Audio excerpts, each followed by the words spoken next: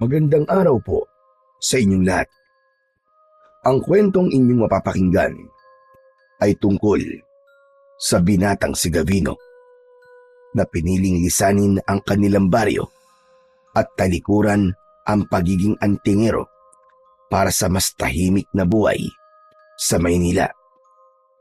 Ngunit nang dahil sa isang manghuhula at paulit-ulit na panaginip ay nagdesisyon si Gavino na bumalik sa Leyte kasama ang matalik niyang kaibigan na si Romar.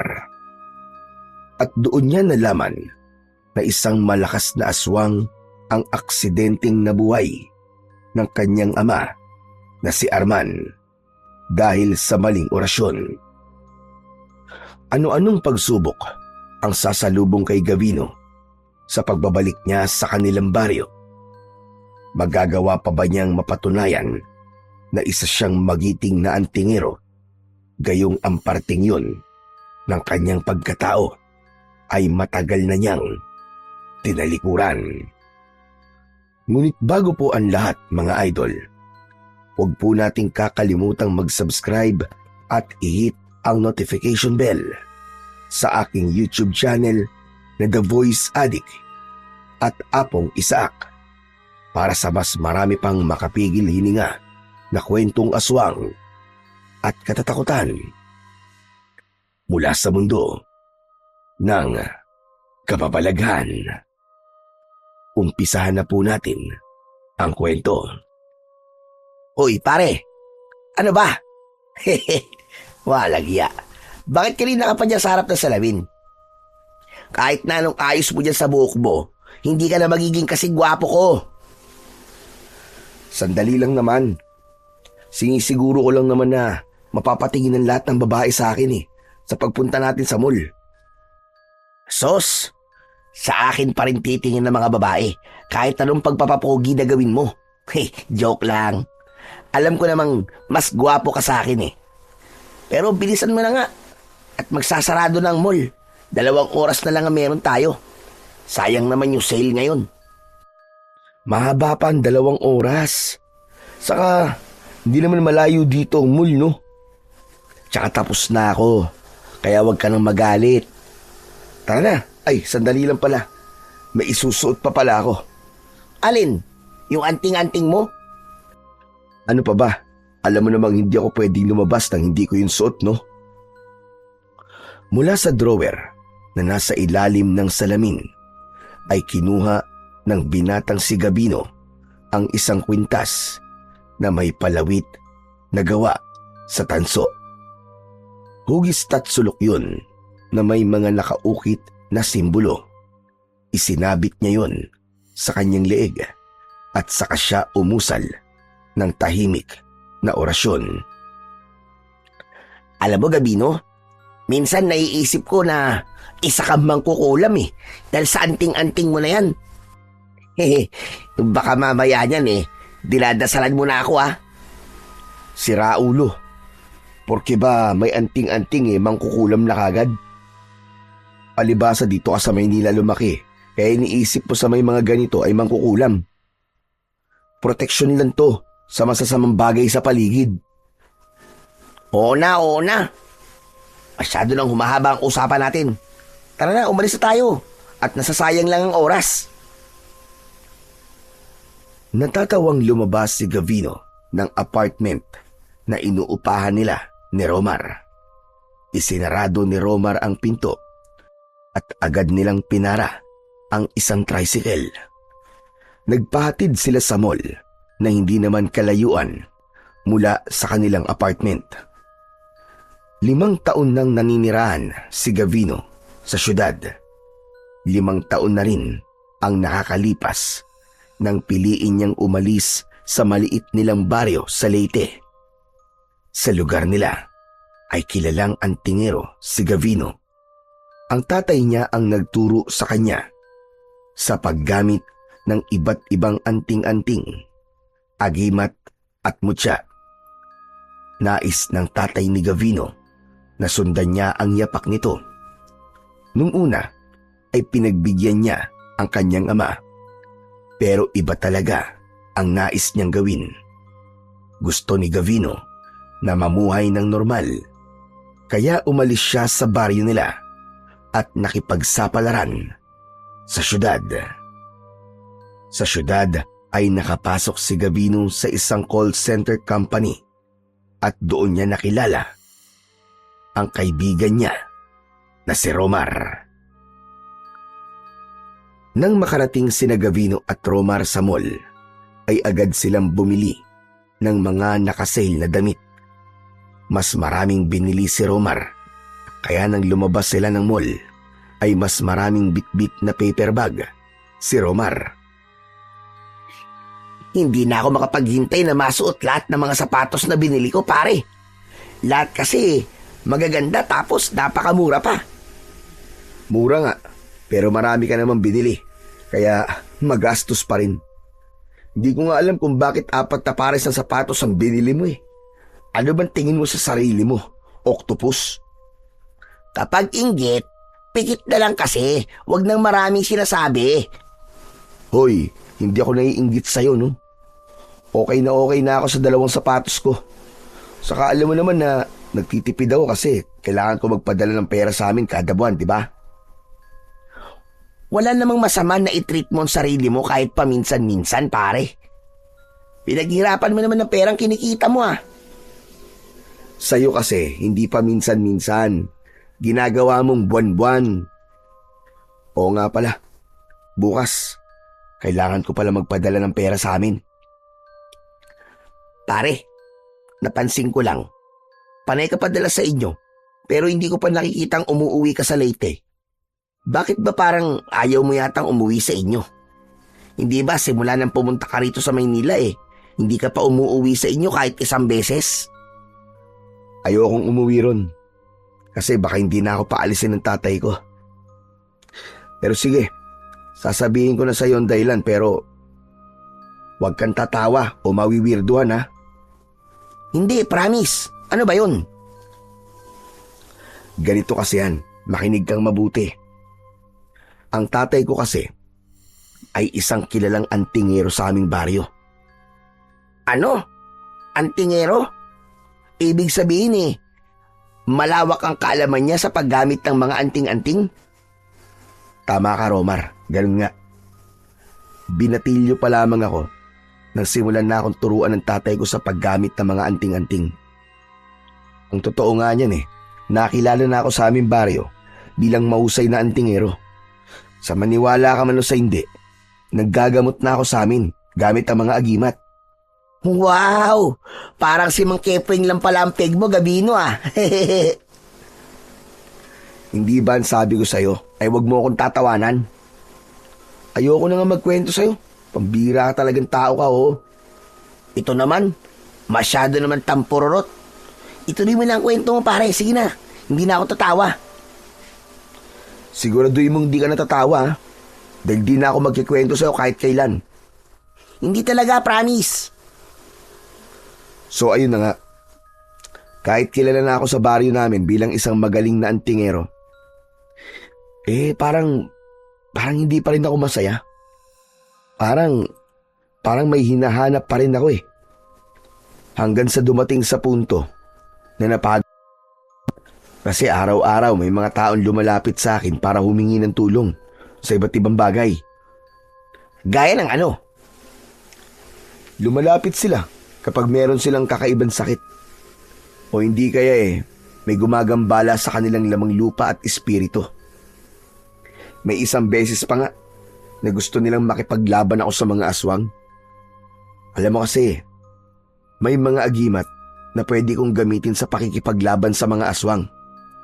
Uy, ang astig naman pala ng ginagawa mo sa inyo, tol. Kung ako may ganyang kakayahan, hindi ako... Magandang araw po sa inyong lahat. Ang kwentong inyong mapapakinggan ay tungkol sa binatang si Gavino na piniling lisanin ang kanilang baryo at talikuran ang pagiging antingero para sa mas tahimik na buhay sa Maynila. Ngunit nang dahil sa isang manghuhula at paulit-ulit na panaginip ay nagdesisyon si Gavino na bumalik sa Leyte kasama ang matalik niyang kaibigan na si Romar. At doon niya nalaman na isang malakas na aswang ang aksidenteng nabuhay ng kanyang ama na si Arman dahil sa maling orasyon. Ano-anong pagsubok ang sasalubong kay Gavino sa pagbabalik niya sa kanilang baryo? Magagawa pa ba niyang mapatunayan na isa siyang magiting na antingero, gayong ang parting yun ng kanyang pagkatao ay matagal na niyang tinalikuran? Ngunit bago po ang lahat, mga idol, huwag po nating kakalimutang mag-subscribe at i-hit ang notification bell sa aking YouTube channel na The Voice Addict at Apong Isaak para sa mas marami pang makapigil hininga na kwentong aswang at katatakutan mula sa mundo ng kababalaghan. Umpisahan na po natin ang kwento. Hoy, pare! Ano ba? Walang hiya. Bakit kanina ka pa dyan sa harap ng salamin? Kahit na anong ayos mo dyan sa buhok mo, hindi ka na magiging kasing gwapo ko. Sandali lang naman. Sinisiguro ko lang naman na mapapatingin ng lahat ng babae sa akin sa pagpunta natin sa mall. Sos, sa akin pa rin titingin ng mga babae kahit anong pagpapapogi na gawin mo. Joke lang. Alam ko namang mas gwapo ka sa akin Pero bilisan mo na nga at magsasarado ng mall. 2 oras na lang ang meron tayo. Sayang naman yung sale ngayon. Mahaba pa ang 2 oras. Saka, hindi naman malayo dito ang mall, no? Tsaka tapos na ako, kaya wag ka nang magalit. Tara na. Ay, sandali lang pala. May isusuot pa pala ako. Alin? Yung anting-anting mo? Ano pa ba? Alam mo namang hindi ako pwedeng lumabas nang hindi ko yung suot, no? Mula sa drawer na nasa ilalim ng salamin ay kinuha ng binatang si Gavino ang isang kwintas na may palawit na gawa sa tanso. Hugis at sulok yun na may mga nakaukit na simbolo. Isinabit niya yun sa kanyang leeg at saka siya umusal ng tahimik na orasyon. Alam mo, Gavino, minsan naiisip ko na isa kang mangkukulam dahil sa anting-anting mo na yan. Baka mamaya niyan dinadasalan mo na ako Sira ulo. Porke ba may anting-anting mangkukulam na kagad? Palibasa dito ka sa Maynila lumaki, kaya iniisip mo sa may mga ganito ay mangkukulam. Proteksyon lang to sa masasamang bagay sa paligid. Oo na. Masyado nang humahaba ang usapan natin. Tara na, umalis na tayo. At nasasayang lang ang oras. Natatawang lumabas si Gavino ng apartment na inuupahan nila ni Romar. Isinarado ni Romar ang pinto at agad nilang pinara ang isang tricycle. Nagpahatid sila sa mall na hindi naman kalayuan mula sa kanilang apartment. 5 taon nang naninirahan si Gavino sa syudad. 5 taon na rin ang nakakalipas nang piliin niyang umalis sa maliit nilang baryo sa Leyte. Sa lugar nila ay kilalang antingero si Gavino. Ang tatay niya ang nagturo sa kanya sa paggamit ng iba't ibang anting-anting, agimat at mutya. Nais ng tatay ni Gavino na sundan niya ang yapak nito. Nung una ay pinagbigyan niya ang kanyang ama, pero iba talaga ang nais niyang gawin. Gusto ni Gavino na mamuhay ng normal, kaya umalis siya sa baryo nila at nakipagsapalaran sa syudad. Sa syudad ay nakapasok si Gavino sa isang call center company at doon niya nakilala ang kaibigan niya na si Romar. Nang makarating sina Gavino at Romar sa mall, ay agad silang bumili ng mga nakasale na damit. Mas maraming binili si Romar, kaya nang lumabas sila ng mall ay mas maraming bitbit na paper bag si Romar. Hindi na ako makapaghintay na masuot lahat ng mga sapatos na binili ko, pare. Lahat kasi magaganda tapos napakamura pa. Mura nga, pero marami ka naman binili, kaya magastos pa rin. Hindi ko nga alam kung bakit 4 na pares ng sapatos ang binili mo eh. Ano bang tingin mo sa sarili mo? Octopus? Kapag inggit, pikit na lang kasi. Wag nang maraming sinasabi. Hoy, hindi ako naiinggit sa'yo, no? Okay na ako sa 2 sapatos ko. Saka alam mo naman na nagtitipid ako kasi kailangan ko magpadala ng pera sa amin kada buwan, di ba? Wala namang masama na i-treat mo ang sarili mo kahit paminsan-minsan, pare. Pinaghirapan mo naman ng perang kinikita mo, ah. Sa'yo kasi, hindi pa minsan-minsan. Ginagawa mong buwan-buwan. Oo nga pala, bukas, kailangan ko pala magpadala ng pera sa amin. Pare, napansin ko lang, panay ka padala sa inyo, pero hindi ko pa nakikitang umuuwi ka sa Leyte. Bakit ba parang ayaw mo yatang umuwi sa inyo? Hindi ba simula nang pumunta ka rito sa Maynila hindi ka pa umuuwi sa inyo kahit 1 beses? Ayokong umuwi ron, kasi baka hindi na ako paalisin ng tatay ko. Pero sige, sasabihin ko na sa iyo ang dahilan, pero huwag kang tatawa o mawiwirduhan, ha? Hindi, promise. Ano ba yun? Ganito kasi yan, makinig kang mabuti. Ang tatay ko kasi ay isang kilalang antingero sa aming baryo. Ano? Antingero? Ibig sabihin malawak ang kaalaman niya sa paggamit ng mga anting-anting? Tama ka, Romar. Ganun nga. Binatilyo pa lamang ako nang simulan na akong turuan ng tatay ko sa paggamit ng mga anting-anting. Ang totoo nga niyan nakilala na ako sa aming baryo bilang mahusay na antingero. Sa maniwala ka man o sa hindi, naggagamot na ako sa amin gamit ang mga agimat. Wow! Parang si Mang Kepring lang pala ang peg mo, Gabino, ah. Hindi ba ang sabi ko sa'yo ay wag mo akong tatawanan? Ayoko na nga magkwento sa'yo. Pambira ka talagang tao ka, oh. Ito naman, masyado naman tampururot. Ituloy mo lang ang kwento mo, pare. Sige na, hindi na ako tatawa. Siguraduhin mong hindi ka natatawa, ha? Dahil di na ako magkikwento sa'yo kahit kailan. Hindi talaga, promise. So ayun na nga. Kahit kilala na ako sa baryo namin bilang isang magaling na antingero, parang hindi pa rin ako masaya. Parang may hinahanap pa rin ako. Hanggang sa dumating sa punto na napagod. Kasi araw-araw may mga taong lumalapit sa akin para humingi ng tulong sa iba't ibang bagay. Gaya ng ano? Lumalapit sila kapag meron silang kakaibang sakit. O hindi kaya may gumagambala sa kanilang lamang lupa at espiritu. May isang beses pa nga na gusto nilang makipaglaban ako sa mga aswang.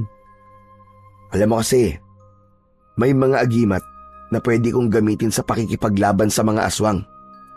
Uy, ang astig naman pala ng ginagawa mo sa inyo, tol. Kung ako may ganyang kakayahan, hindi ako aalis sa baryo nyo. Ang sarap siguro sa pakiramdam na maraming humahanga sa'yo. Panigurado na marami ring mga chika bebe ang nagkakandara pa sa'yo, no? Hindi rin. Kapag ikaw ang nasa posisyon ko nun, ay baka parehas lang tayo ng ginawa. Napagod na ako talaga ng sobra nun. Kaya naman, nagdesisyon na akong umalis at magpakalayo-layo. Kaya nagpunta ako rito sa Maynila. Buti at hindi nagalit sa'yo ang tatay mo. Ang nangyari pala, matapos niyang ituro sa'yo ang lahat ng nalalaman niya, ay hindi mo rin naman pala gagamitin. Anong hindi nagalit? Halos isinumpa nga ako ng tatay ko nang sabihin kong ayoko na maging antingero.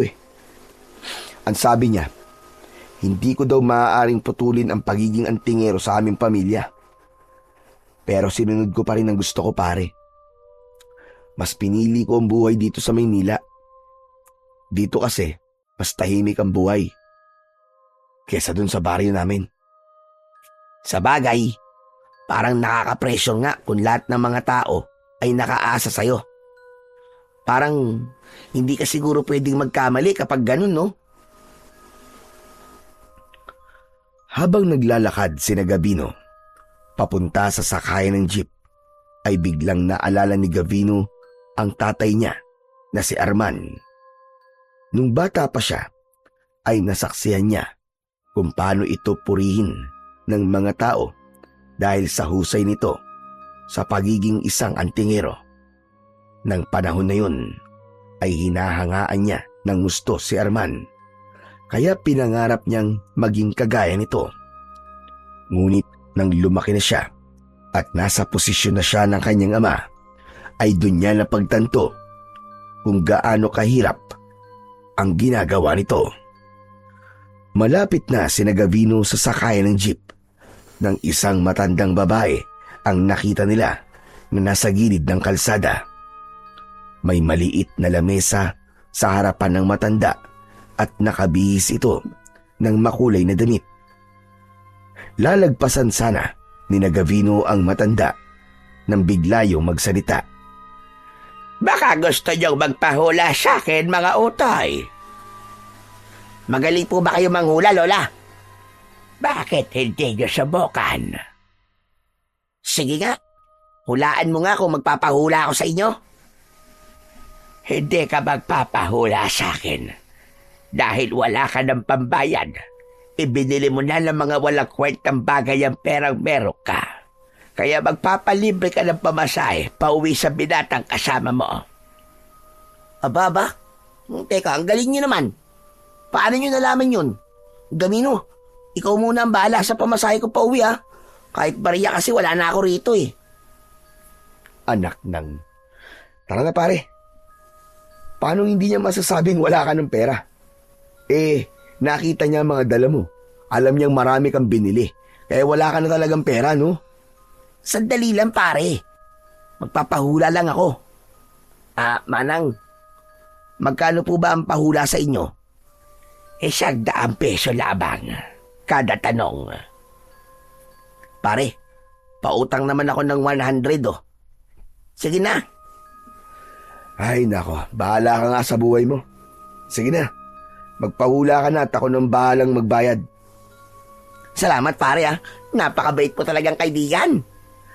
Manang, hulaan mo nga kung kailan ako magkakaroon ng nobya. Akin na ang palad mo.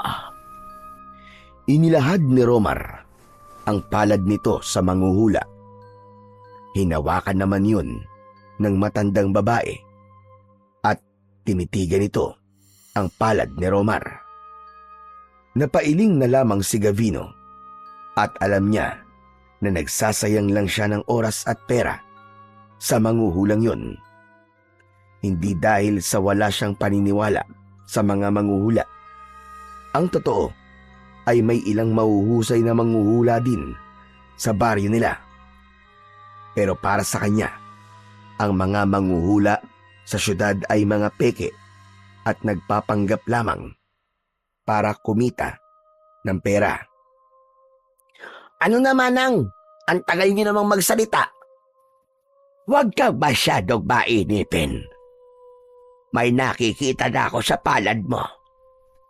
Magkakaroon ka ng nobya kung pupunta ka sa ibang lugar. Isang malayong lugar na malayo sa lugar na kinasanayan mo. Ha? Hindi ba pwedeng dito ako sa Maynila makakahanap ng nobya?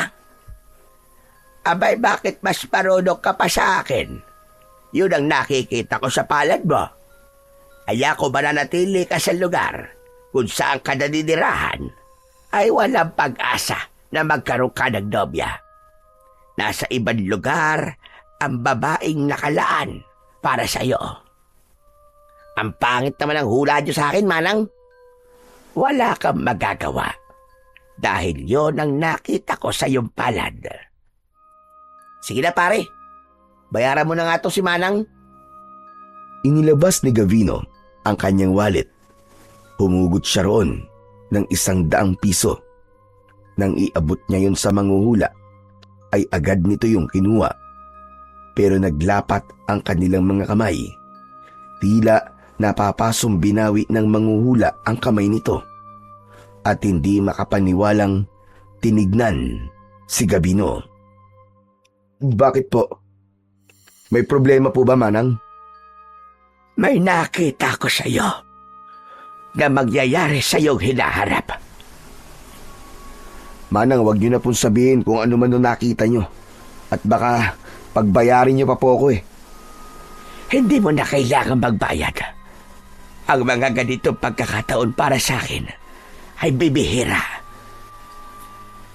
Teka.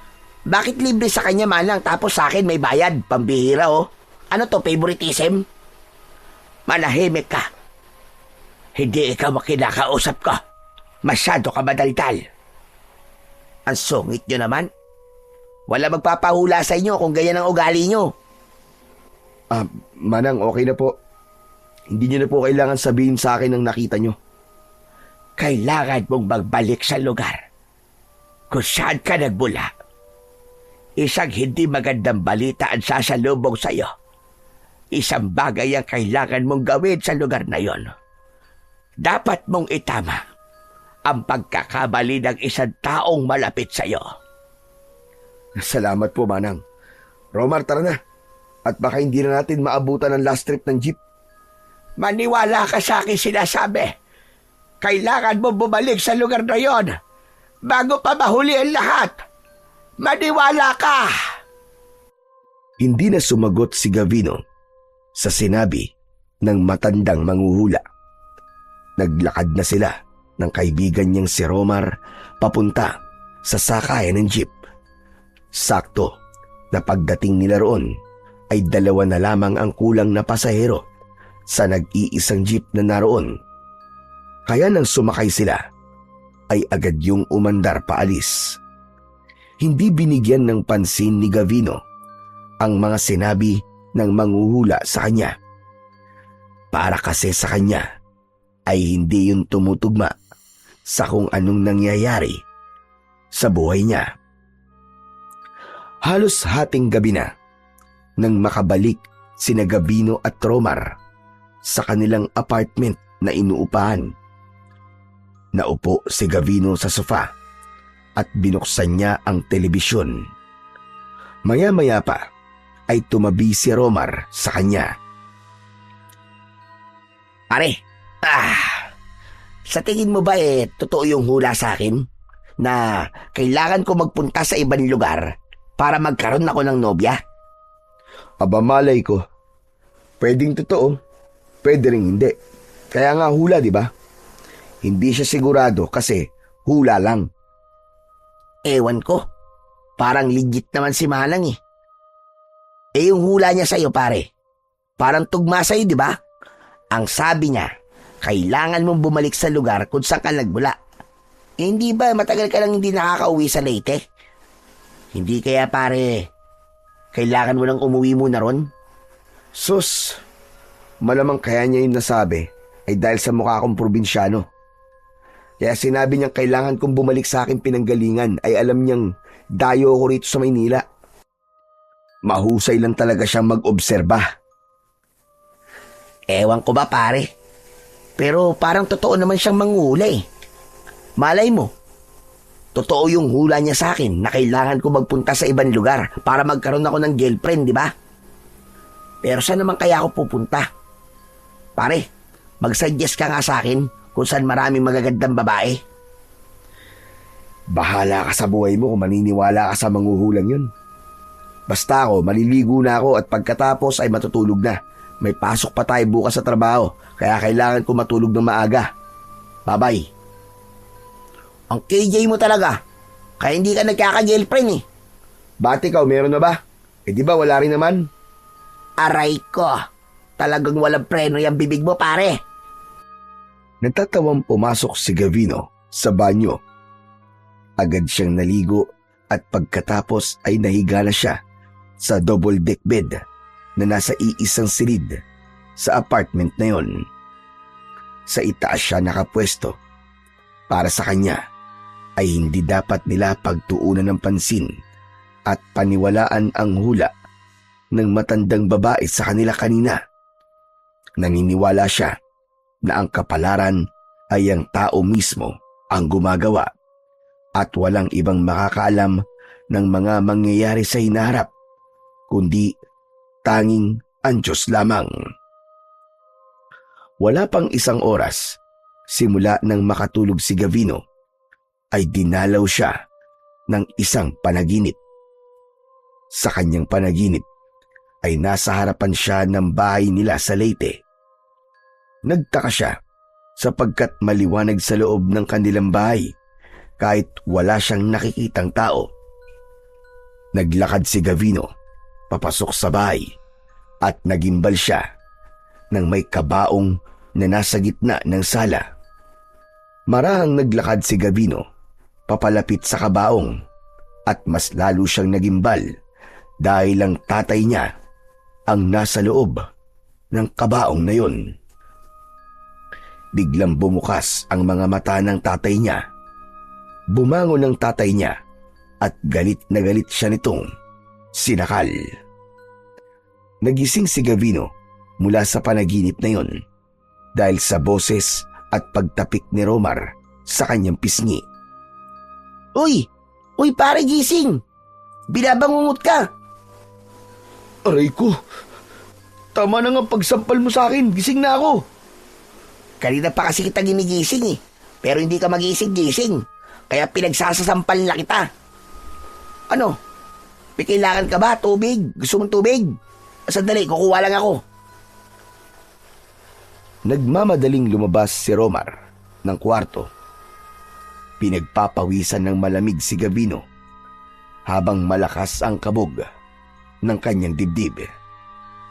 Hindi mawala sa utak niya ang maputlang muka ng tatay niyang si Mang Arman habang nasa kabaong yun. Maging ang pagsakal nito ay tila nararamdaman pa rin niya kahit panaginip lamang ang lahat.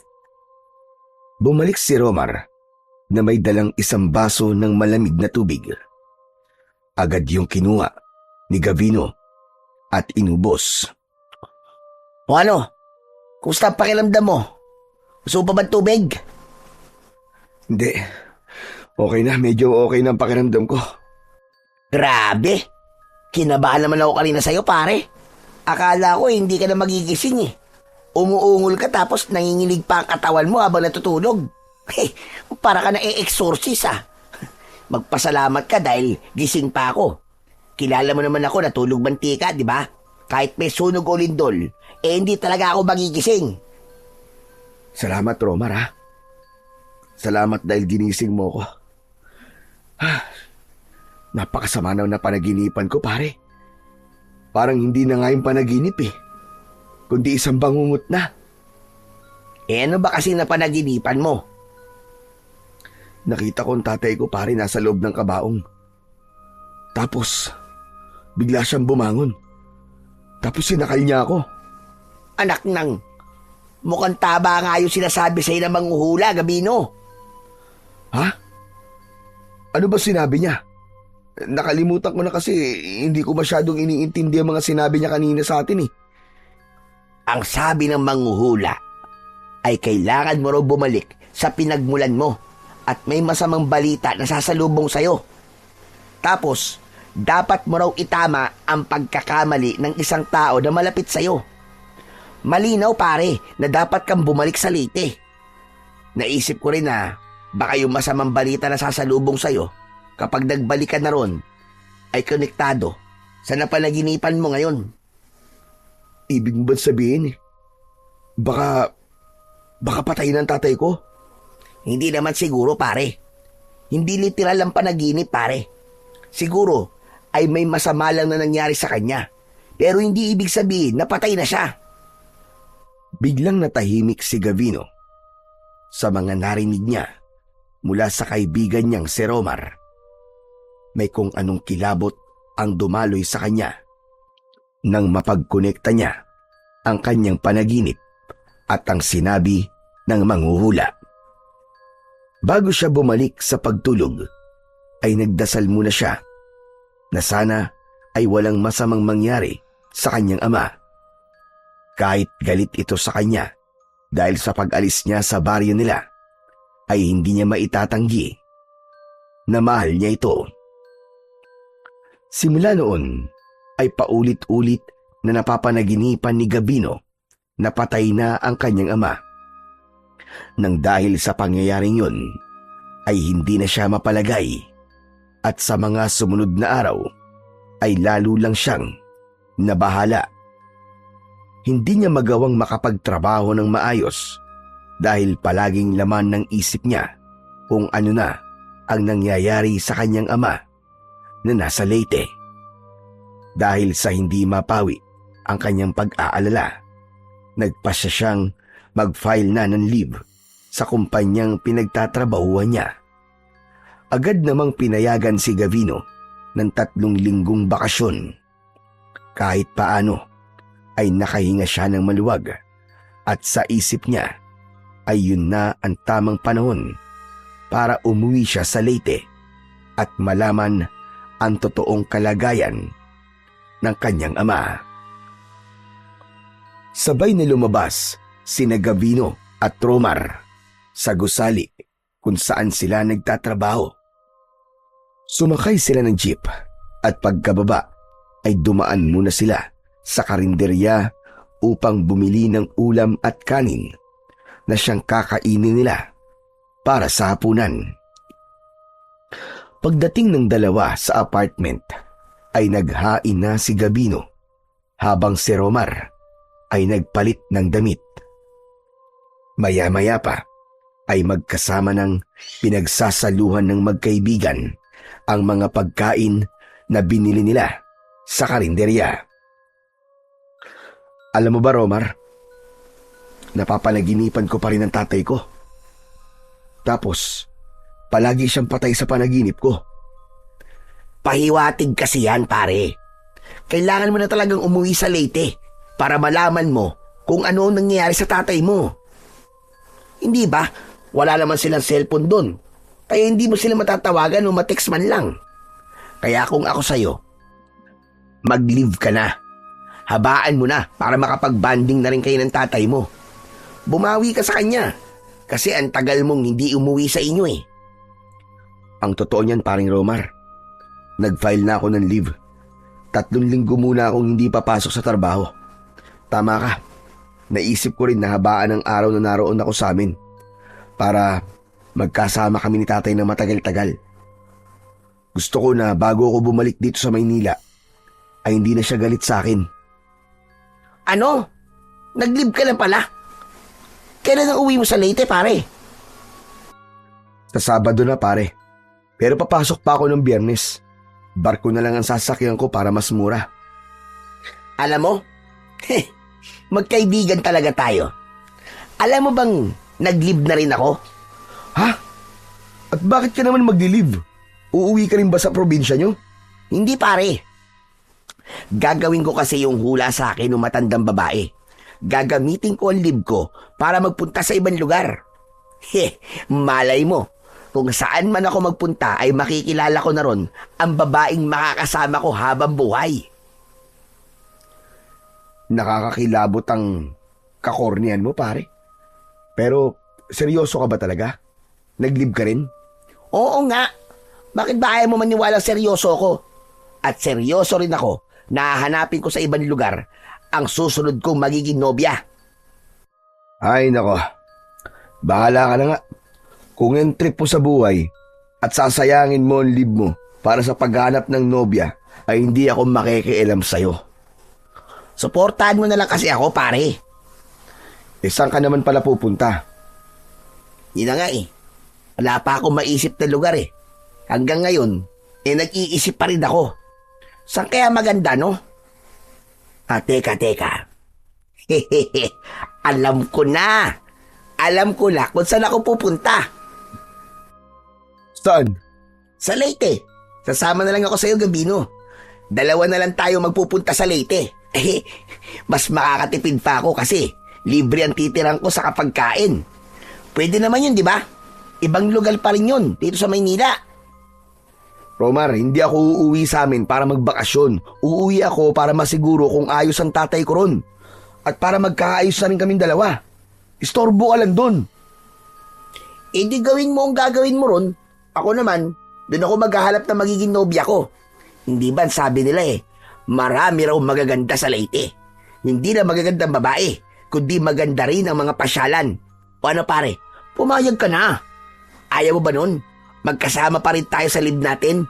Paniguradong masaya yon. Aray ko. Oo na. Pumapayag na ako. Alam ko naman kahit di ako pumayag, ipipilit mo pa rin ang gusto mo. Pero sasabihin ko na kagad sa'yo ngayon, mahina ang signal namin dun sa baryo dahil liblib dun. Tapos wala rong mga mall at iba pang bagay na meron dito sa Maynila. Baka mamaya mainip-inip ka ron tapos magaya ka na kagad umuwi. Hindi. Okay lang sa akin yung pare. Boy Scout kaya ako. Boy Scout. Kahit paano ay naisip ni Gavino na isang magandang ideya na isama niya si Romar sa kanilang probinsya. Masaya kasing kasama si Romar at panigurado na hindi siya maiinip. Naisip niya ring ipakilala si Romar sa tatay niya bilang si Romar ang nag-iisa niyang naging kaibigan sa syudad. Mabilis na lumipas ang mga araw hanggang sa sumapit na ang araw ng pag-alis ni Gavino at Romar. Madaling araw na silang umalis sa kanilang inuupahang apartment. Pagdating nila sa pier, ay bumili sila ng tiket at sumakay na sila sa barko na kanilang sasakyan.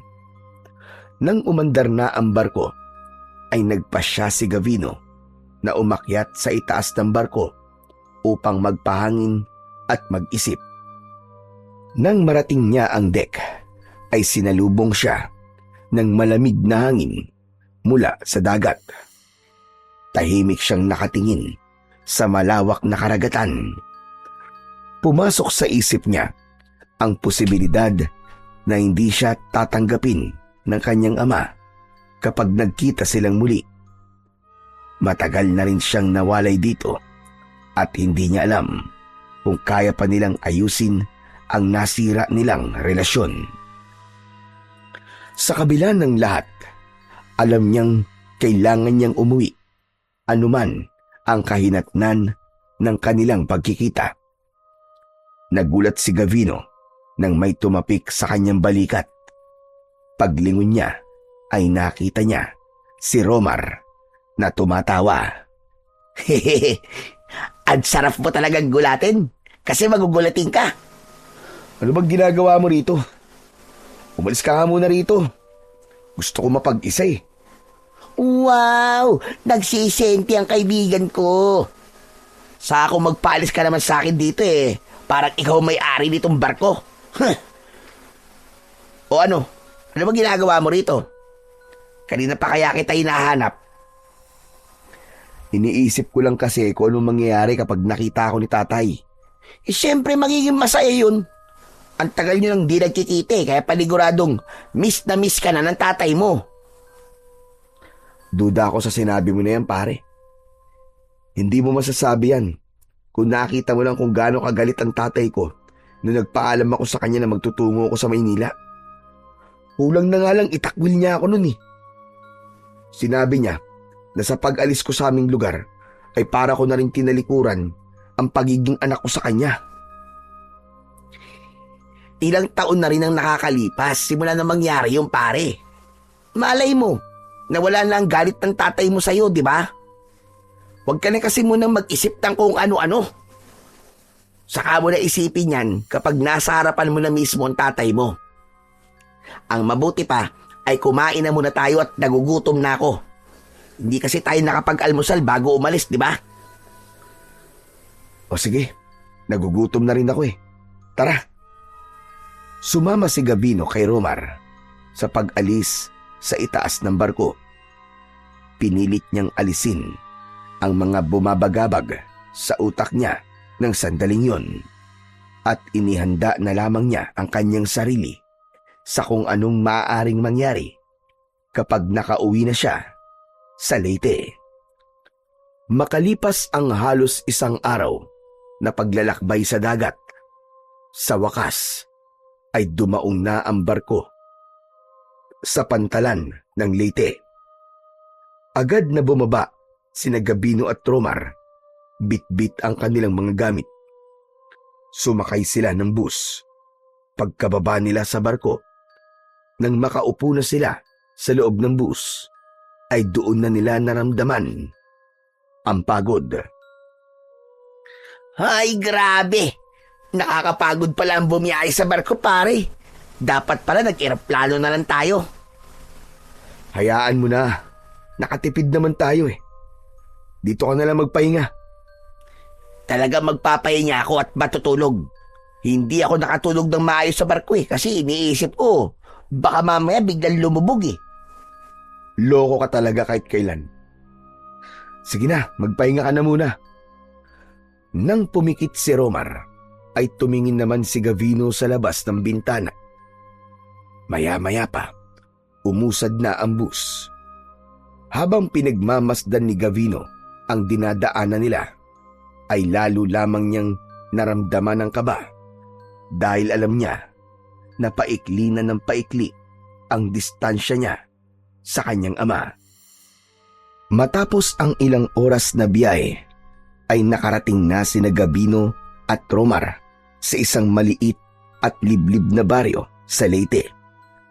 Habang naglalakad sila papunta sa bahay doon ni Gavino, ay hindi napigilan ni Gavino ang maluha dahil sa samot-saring mga alaala na bumalik sa kanyang isipan. Sa lugar na yun siya ipinanganak at nagkaroon ng isip. Akala ko nagbibiro ka lang nung sinabi mong liblib tong baryo nyo, pare. Akala ko sinabi mo lang yun para hindi na ako sumama. Pero hanep, totoo pala.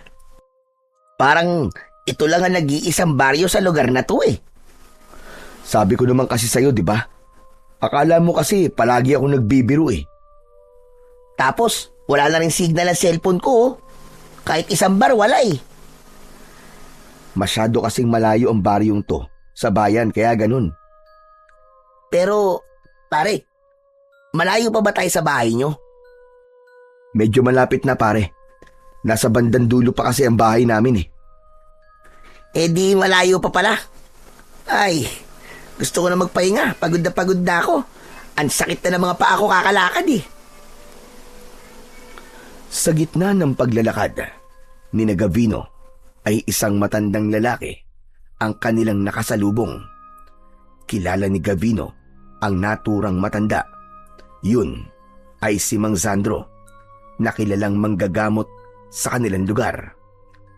Bumakas ang gulat sa muka ni Mang Sandro pagkakita kay Gavino na parabang nakasalubong ito ng multo sa gitna ng katirikan ng araw. Mang Sandro! Mang Sandro! Kumusta na po? Ang tagal na po ng huli nating pagkikita. Gavino! Gavino, ikaw ba yan, iho? Opo, ako nga po ito, Mang Sandro.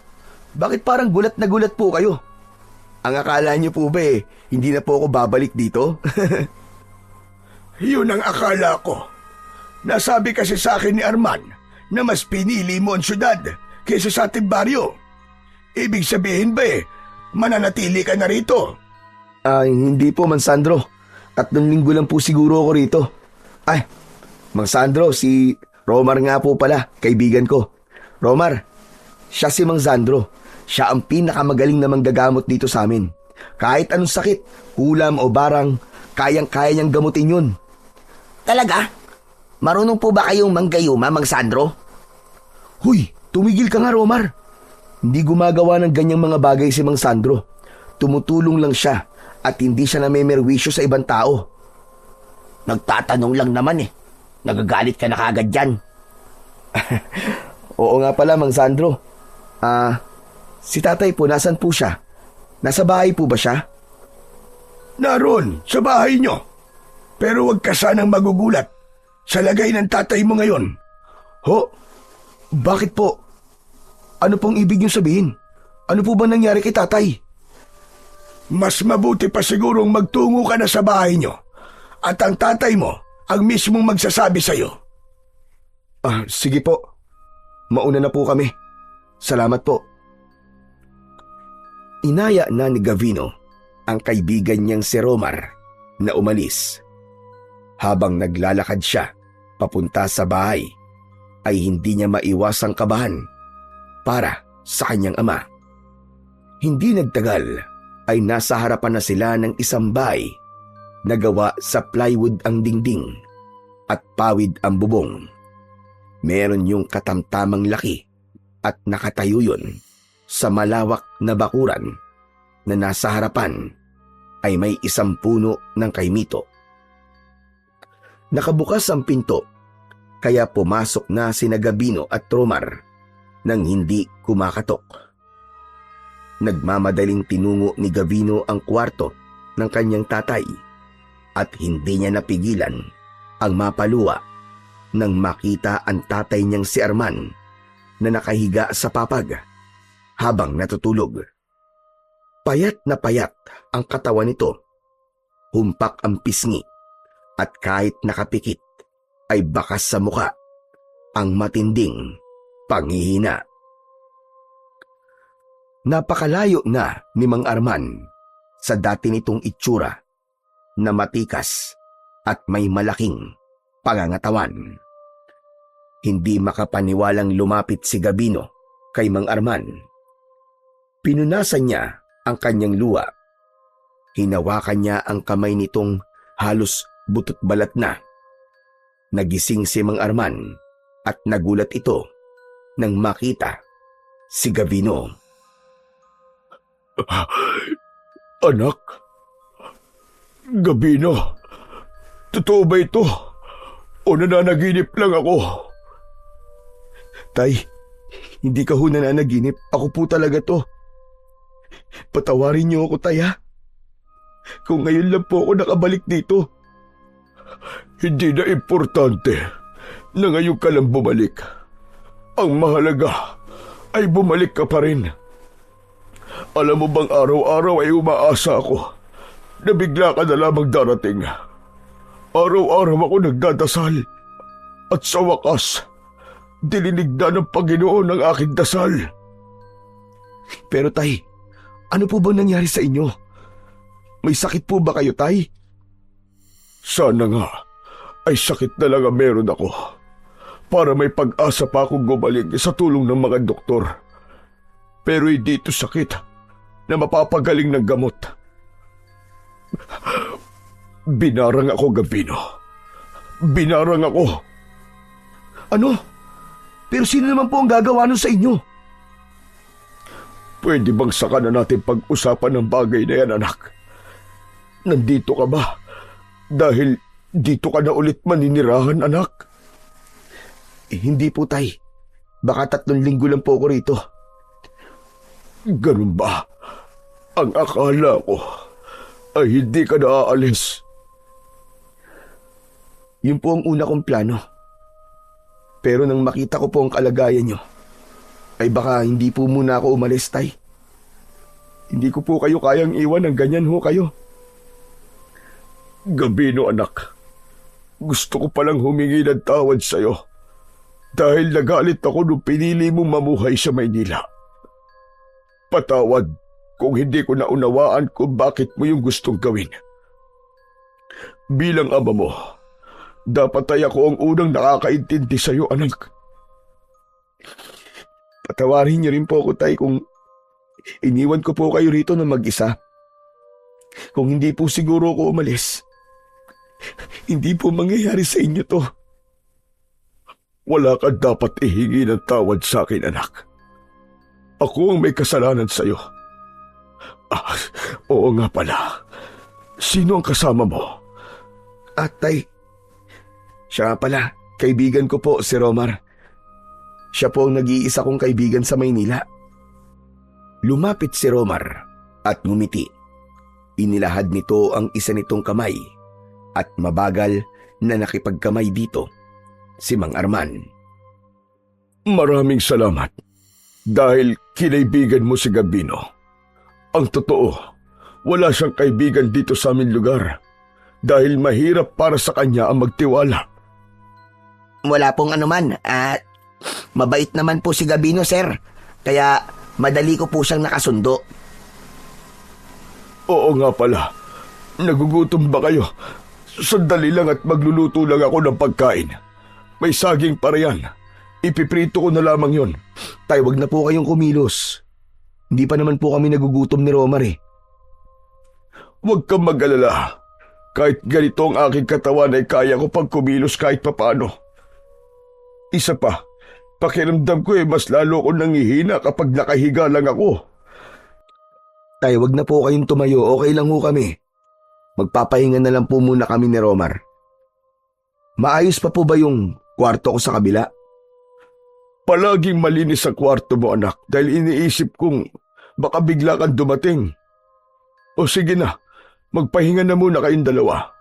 Alam ko nakakapagod ng pagbiyahe niyo mula Maynila. Bago lumabas si Gavino sa kwarto ni Mang Arman, ay niyakap muna niya ito ng mahigpit. Nang nasa kabilang kwarto na sila ni Romar, ay doon na pinakawalan ni Gavino ang luhang kanina pa niya pinipigilan. Pinigilan niya ang mapahagulgol dahil ayaw niyang marinig yun ng kanyang ama. Lumapit naman si Romar kay Gavino. Tinapik nito ang kanyang likod at hinayaan lang siya nitong umiyak. Nang medyo kumalma na siya, ay doon na siya nagsalita ng mahina. Napakawalang kwenta kong anak, pare. 5 taon kong tiniis na hindi makita ang tatay ko. Kung kahit paano sana binisita ko siya, ay baka hindi ito nangyari sa kanya. Huwag mo sisihin ang sarili mo, pare. Hindi mo kagustuhan na nangyari sa kanya. Pero ano na ang plano mo ngayong nalaman mo na ang kalagayan ng tatay mo? Babalik ka pa ba sa Maynila? Sa totoo lang, hindi ko pa alam, pare. Pero gusto ko muna makasiguro na maayos ang lagay ni tatay bago ako umalis dito. Gusto ko siyang ipatingin sa ospital sa bayan. Baka kasi hindi naman siya binarang eh. Baka may sakit siya na kayang magamot ng mga doktor. Maganda yung naisip mo, pare. Pero saka na tayo mag-usap. Magpahinga na muna tayo. Mabuti pa nga. Pagod na din ako. Nahiga na sina Gavino at Romar sa papag. Naunang nakatulog si Romar, habang si Gavino naman ay patuloy na iniisip kung ano ang totoong nangyari sa tatay niya at kung bakit bumagsak ng ganun ang katawan nito. Gabi na nang magising si Gavino. Wala na sa tabi niya si Romar. Lumabas siya ng kwarto at nakita niya si Mang Arman nakausap ang kaibigan niyang si Romar sa sala. Sabay na napatingin ang dalawa sa kanya. O anak, mabuti naman at gising ka na. Ikaw na lang ang hinihintay namin para maghapunan na tayo. Dapat po nauna na kayong kumain eh. Ayoko kasing palampasin ang pagkakataong ito na makakasabay ka ulit sa hapunan, anak. Tara na sa kusina para makakain na tayo. Niluto ko ang paborito mong nilagang baboy. Alam niyo pa rin po pala kung ano po ang paborito kong ulam, tay ha? Magkakasabay na nagtungo ang tatlo sa kusina. Maya-maya pa ay magkakasabay na silang kumain. Nga pala, natutuwa ko malaman na malapit ka na palang ma-promote sa trabaho mo, anak. Mukhang napaganda ang buhay mo sa Maynila. Paano niyo po nalaman yun, tay? Ako nagkwento sa kanya, pare. Romar baka kung ano-ano nang sinabi mo kay tatay tungkol sa akin. Huwag kang mag-alala. Wala akong sinabi na ikasisira mo. Kilala mo ako, pare. Kailan ba kita nilaglag? Gabino, anak, totoo rin ba na may nanghula sa'yo na kailangan mong bumalik dito? Kaya ka nandito ngayon? Opo tay, totoo po yun. Saka ilang beses ko po napanaginipan, napatay na po kayo. Kaya naisip ko pong bisitahin kayo rito, tay. Kung hindi ka pala nahulaan ng ganun at hindi mo ako napanaginipang patay, ay di ka na babalik dito, tama ba? Hindi naman po sa ganun, tay. Ang totoo po niyan ilang beses ko na rin pong naisip na bisitahin kayo. Kaya lang po palagi ko pong naiisip na baka galit pa rin po kayo sa akin hanggang ngayon. Ayoko po kasing uuwi rito tapos mag-aaway lang po tayo. Ganun ba? Naiintindihan naman kita, anak. Pero totoo na naiintindihan ko na kung bakit mo ginustong umalis dito sa atin, anak. Masyado ka nang napagod sa mga nais na mga tao na gawin mo. Ginusto kong maging kagaya kita. Pero hindi ko naisip na meron ka't sariling pagpapasya para sa sarili mo. Suot mo pa rin pala ang anting-anting na ibinigay ko sa'yo nung ika-21 mong kaarawan. Akala ko tinapon mo na yan. Hindi ko po to kayang itapon, tay. Kapag suot ko po kasi to, hindi ko lang nararamdamang protektado ako mula sa masasamang bagay sa paligid. Kundi pakiramdam ko po, ay kasama ko rin po kayo. Natuwa naman ako sa sinabi mo. Pero alam mo bang, hindi lang proteksyon sa masasamang bagay ang kaya ng anting-anting na yan, anak. Ibinigay ko yan sa'yo dahil nararamdaman ko na magagamit mo yan pagdating ng tamang panahon para sa pakikipaglaban sa mga aswang. Aswang? At bakit naman po ako makikipaglaban sa mga aswang? Hindi ko rin alam. Hindi kasi natin alam kung ano ang mangyayari sa hinaharap. Gusto ko lang ay handa ka kapag dumating ang panahong yon. Ang anting-anting na yan ay kaya kang bigyan ng kakaibang lakas at husay sa pakikipaglaban sa mga aswang. Naputol ang pag-uusap nila nang may marinig silang pagkatok sa pinto. Si Gavino ang tumayo para buksan yon at nakita niya si Mang Sandro sa labas. May dala yung isang bayong. Oh, magandang gabi po, Mang Sandro. Ano pong sadya nyo? Ang tatay mo ang sadya ko, Gabino. Nasa loob po siya. Pasok po kayo. Tay, nandito po si Mang Sandro. Pumasok si Mang Sandro at dumiretso na ang matanda sa kusina. Kapansin-pansin ang pagkabahala sa muka ni Mang Arman. Mang Sandro, pwede bang sa ibang araw ka na lamang bumalik? Hindi maaari, Arman. Alam mo naman na tuwing ganitong araw ay kailangan kitang orasyonan at gamutin. Sandali lang po. Tungkol po ba to sa pagbarang kay tatay? Oo, linggo-linggo ay kailangan kong bigyan ng orasyon ang tatay mo. Masyadong malakas ang barang sa kanya at kung hindi ko ito gagawin, ay baka mamatay siya. Mang Sandro naman, huwag niyo naman puntakutin ang anak ko. Bakit? Hindi yung ba sinasabi sa anak mo kung gaano kaseryoso ang nangyayari sa'yo? Teka. Ano po bang nangyayari kay tatay? Ano po ba talaga ang lagay niya? Mang Sandro, ikaw na ang bahalang magsabi ng lahat kay Gabino. Binabarang ang tatay mo, Gabino.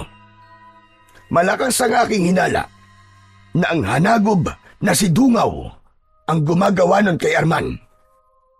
Hanagob? Ano pong hanagob? Isang uri ng malakas na aswang ang hanagob. Sila ay bunga ng isang bangkilan at gahunan. At ang hanagob na bumarang sa iyong ama ay si Dungaw, isang aswang na matagal nang pinatay ng iyong mga ninuno. Matagal na po pala siyang patay. Pero bakit nagawa pa niyang barangin si tatay? Isang malaking pagkakamali ang nagawa ng iyong ama, Gabino. Noong nakaraang taon, ay nagkaroon ng matinding tagtuyot dito sa ating lugar.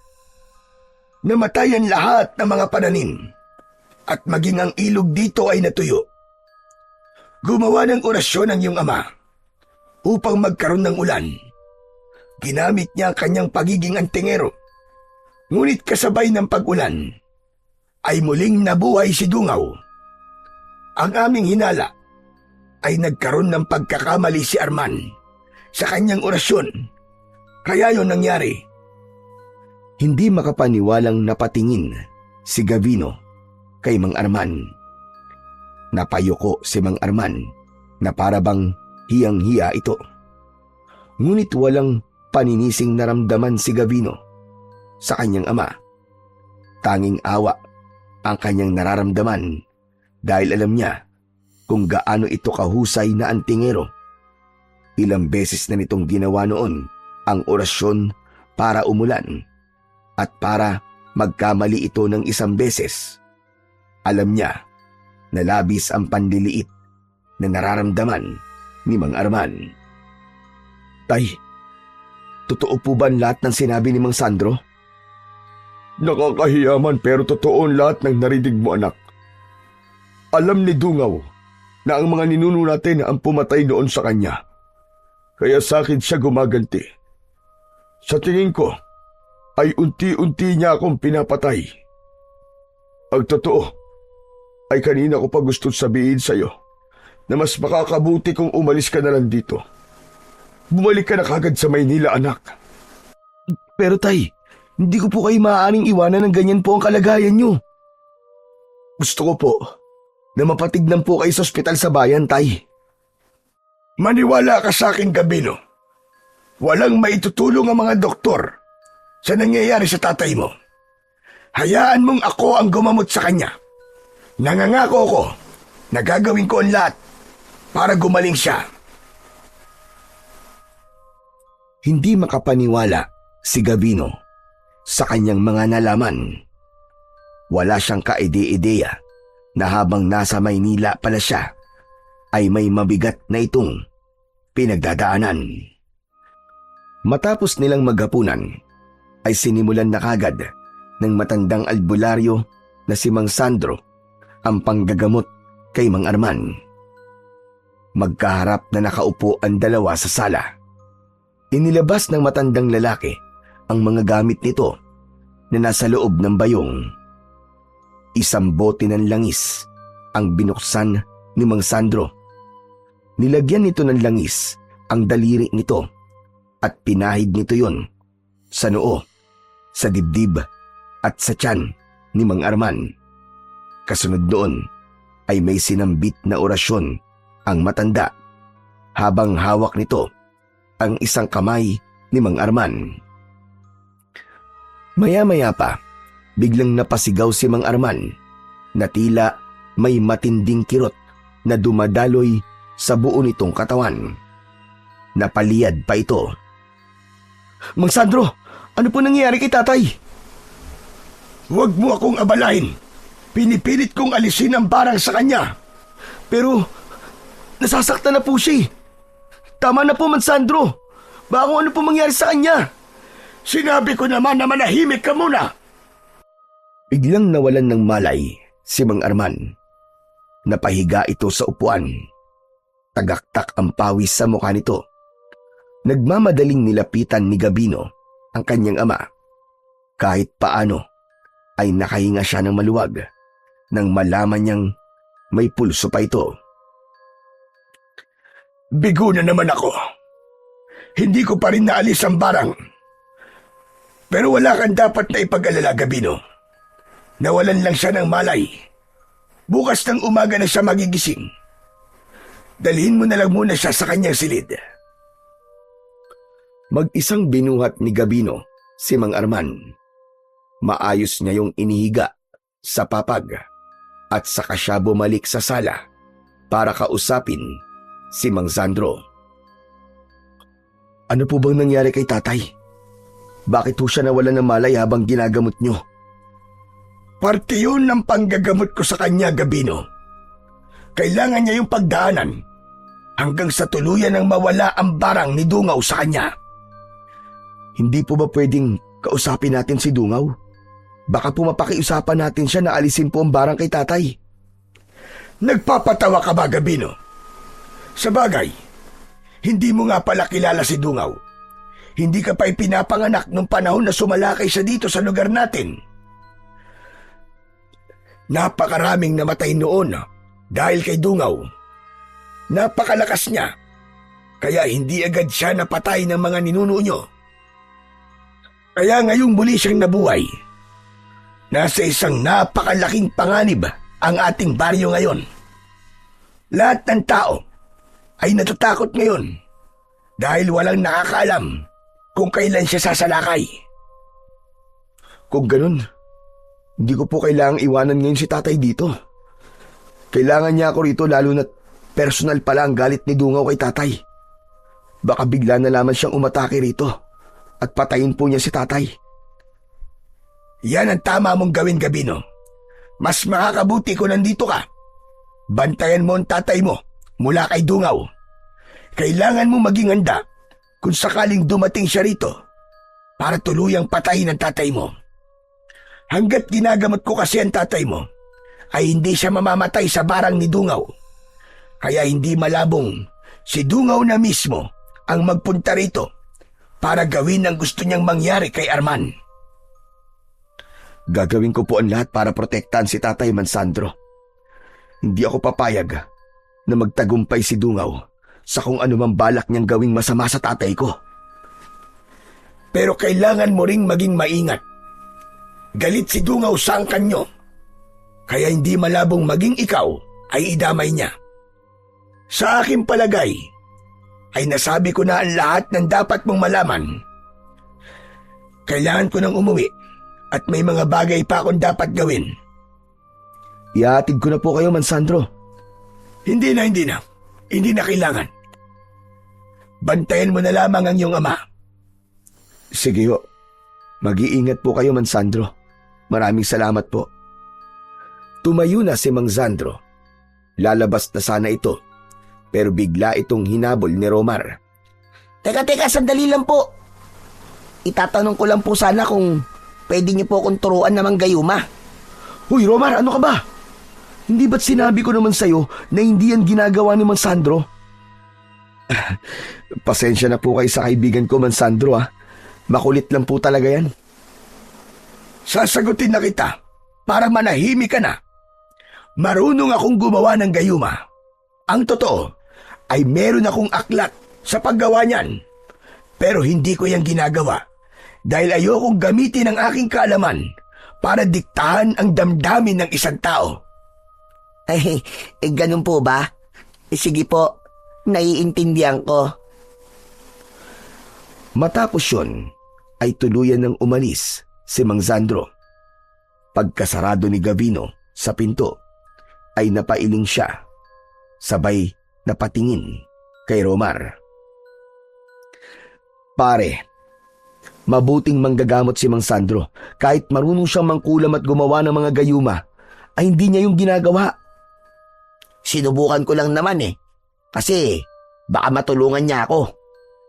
Bakit ba kasi gustong-gusto mo magkaroon ng gayuma? Pambihira ka, oo. Malay ko sa'yo. Siyempre, para kapag may natipuan akong babae rito sa inyo, ay gagayumahin ko na agad para hindi na siya makawala sa akin. Sira ulo. Mali ang iniisip mo, pare. Masarap pa rin sa pakiramdam na mamahalin ka ng isang tao ng bukal sa kanilang puso at hindi dahil sa ginayuma mo siya. Saka, may expiration date ang gayuma. Paano kung mawala na ng bisa? E di iiwan ka na niya tapos ikaw, iiyak ka na lang. E di ang labas mo, kawawan Romar. Sa bagay, may punto ka naman pare. Pero teka, maiba ko. Totoo ba yung mga sinabi ni Mansandro? Yung, anagob? Kahit kailan pare, ay hindi nagsinungaling si Mansandro sa mga tao rito sa amin. Lalo na sa amin ni tatay. Kaya sigurado ko na lahat ng sinabi niya kanina ay totoo. Huwag ganon. Isang malakas na aswang ang gusto kayong patayin ng tatay mo dahil ang pinatay na ito noon ng mga ninuno nyo. Tapos, dahil sa orasyon na ginawa ng tatay mo, ay nabuhay muli si Dungaw. Pare, hindi ka ba kinikilabutan? At bakit naman ako kikilabutan? nakalimutan mo na ba yung hula sa'yo nung matandang babae? Parang lahat ng hula niya ay nagkatotoo na. Una, yung kailangan mong bumalik dito. Tapos ngayon naman, yung kailangan mong itama ang pagkakamali ng isang taong malapit sa'yo. Nakukuha mo ba ang ibig kong sabihin, pare? O baka gusto mong ipaliwanag ko pa sa'yo? Hindi mo na kailangang ipaliwanag sa akin, Romar. Alam ko na ang ibig mo sabihin. O di ba? Magaling talaga yung manghuhula na yun. Kaya naniniwala rin ako na dito sa lugar na to ko, makikilala ang magiging girlfriend ko. Oo na. Magaling nga yung manghuhula na yun. Pero maliligo lang muna ako tapos matutulog na. Saka na tayo mag-usap tungkol sa bagay na yan. Pumasok si Gavino sa kanyang silid. Kumuha siya ng tuwalya at nagtungo na siya sa banyo na nasa likod ng bahay nila para doon maligo.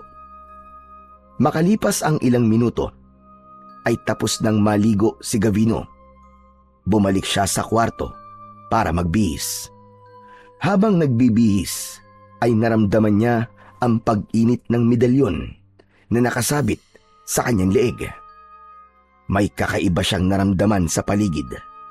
Tila nagbibigay ng kung anong babala ang kanyang anting-anting. Pare, dito ka lang ha.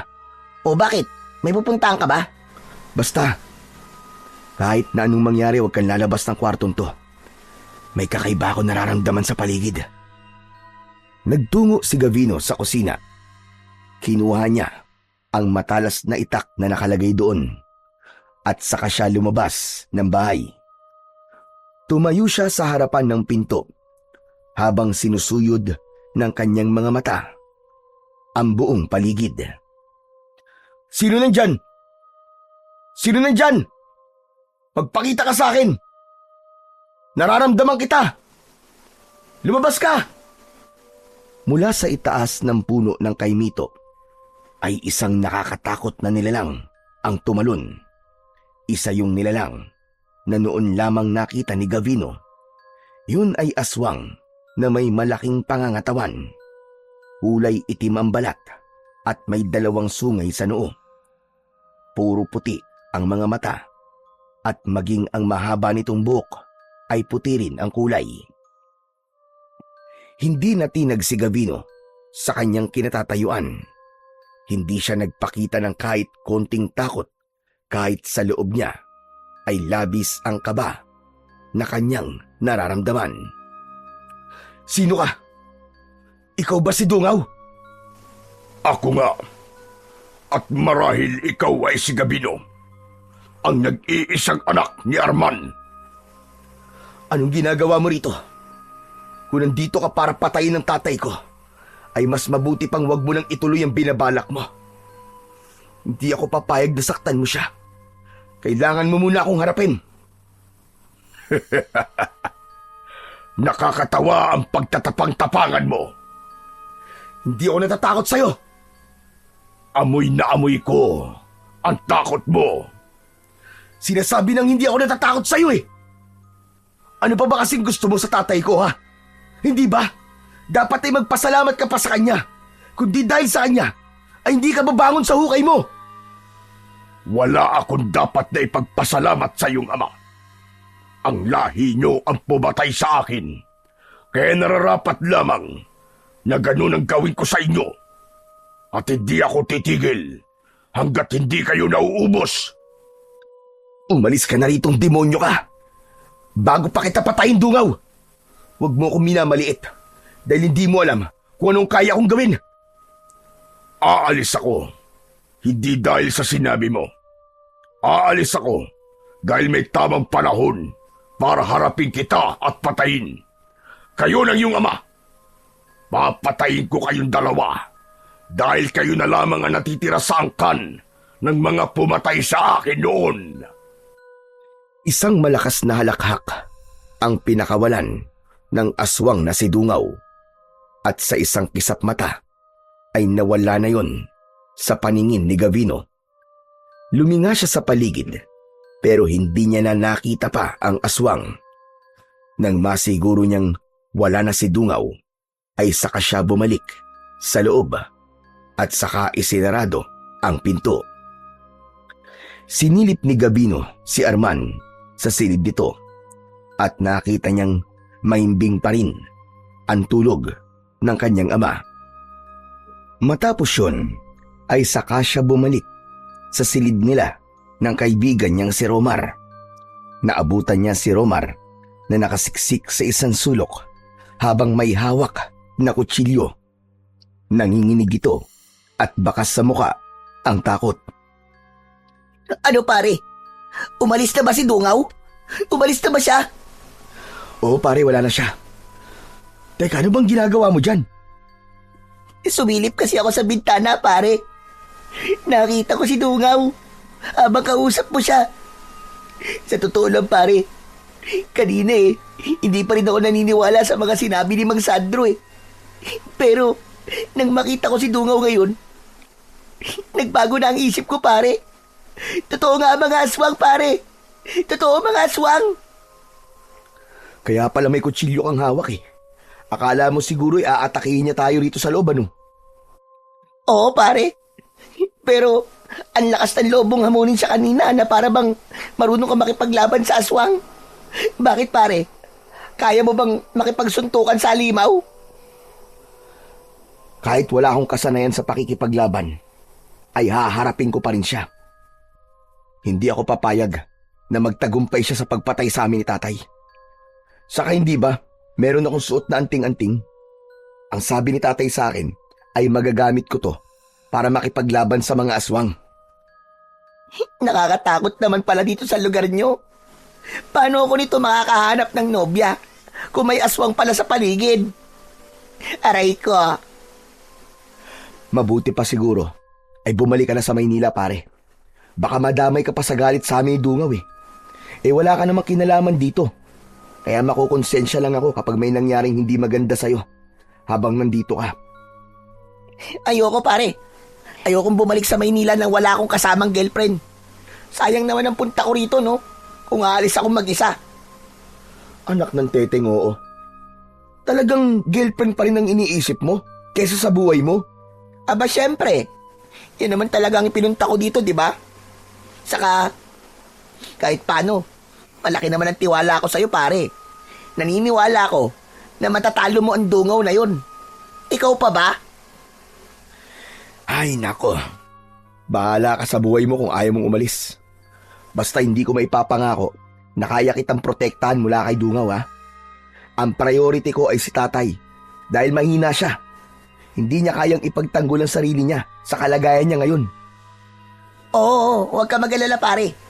Kaya ko rin ang sarili ko. Oo na. Naniniwala na ako sa'yo. Pero, pwede ba tayong matulog na, pare? Hindi na babalik yung Dungaw na yon? Siguro hindi na. Ang sabi niya kasi, may tamang panahon para magharap kaming dalawa. Kaya sige na, matulog ka na. Nang mahiga si Gavino, ay inilagay niya sa ilalim ng papag ang matalas na itak upang kung sakaling may hindi inaasahang mangyayari, ay madali niya yung makukuha. Maya-maya pa, ay tulog na si Romar sa kanyang tabi. Ngunit si Gavino ay gising na gising pa rin dahil iniisip niya kung kaya ba talaga niyang labanan at talunin si Dungaw sa oras na kailangan niya na itong harapin. Kinabukasan ng umaga, naunang nagising si Gavino kay Romar kahit pa madaling araw niya nang nagawang makatulog. Bumangon siya at dumiretso siya sa kwarto ni Mang Arman. Nakaupo si Mang Arman sa gilid ng higaan.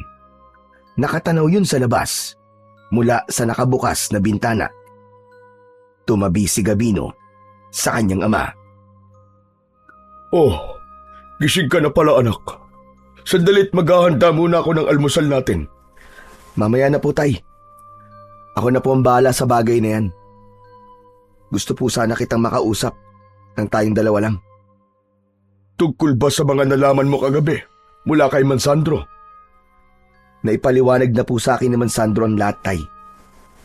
Ang gusto ko pong pag-usapan natin ay si Dungaw. Tay, Nasa labas po siya kagabi ng bahay natin. Nakausap ko po siya at nalaman ko na nais niya tayong patayin bilang paghihiganti sa pagpatay sa kanya ng ating mga ninuno.